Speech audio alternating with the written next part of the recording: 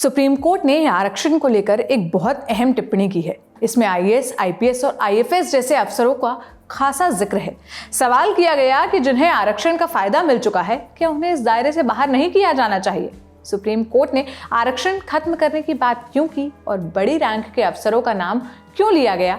आइए सब कुछ विस्तार से बताते हैं। सुप्रीम कोर्ट में बात चल रही थी कि क्या आंध्र प्रदेश के ईवी चिनैया केस और पंजाब आरक्षण अधिनियम 2006 पर फिर से विचार करने की जरूरत है। इस चर्चा में मुख्य न्यायाधीश यानी सीजेआई डीवाई चंद्रचूड़ समेत 7 जज शामिल थे। जस्टिस विक्रम नाथ ने सवाल किया कि जिन उपजातियों को आरक्षण से फायदा मिल चुका है, लाभ मिल चुका है और वो बेहतर प्रदर्शन कर रही हैं, क्या उन्हें आरक्षण की सूची से बाहर नहीं कर दिया जाना चाहिए? जस्टिस विक्रम नाथ की बात पर जस्टिस बीआर गवई ने भी सहमति जताई।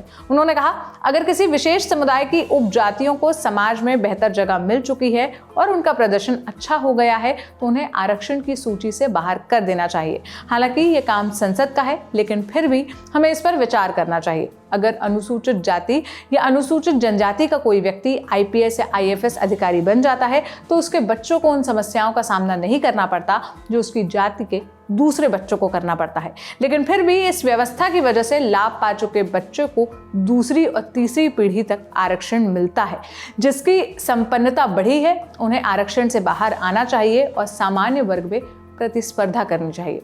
सुप्रीम कोर्ट की 7 जजों की पीठ इस सवाल का जवाब तलाश रही है कि क्या राज्य अनुसूचित जातियों यानी एससी की श्रेणी में उपजातियों की पहचान कर सकता है जो अधिक आरक्षण के लायक है।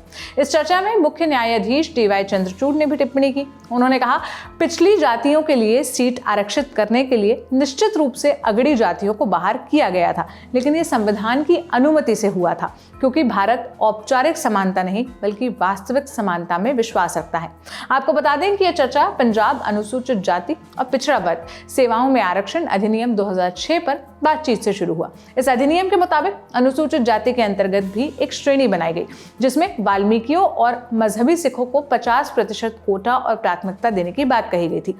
2010 में पंजाब और हरियाणा हाईकोर्ट ने इस अधिनियम को पंजाब कानून की धारा 4 के 5वें सेक्शन के तहत असंवैधानिक करार दिया था। मामले में हाईकोर्ट में चिनैया फैसले का भी हवाला दिया गया जिसमें कहा गया कि अनुसूचित जातियों का उपवर्गीकरण संविधान के अनुच्छेद 14 का उल्लंघन होगा जिसमें समानता के अधिकार की बात कही गई है। अब पंजाब के advocate general Gurmeet Singh supreme court में उसी अधिनियम को वैध करने की मांग कर रहे हैं। आपको बता दें कि संविधान के अनुच्छेद 341 के अनुसार जातियों और वर्गों को अनुसूचित जाति घोषित करने का अधिकार राष्ट्रपति के पास होता है। संविधान में भी ये कहा गया है कि संसद किसी भी जाति या जनजाति को सूची में शामिल या बाहर कर सकती है।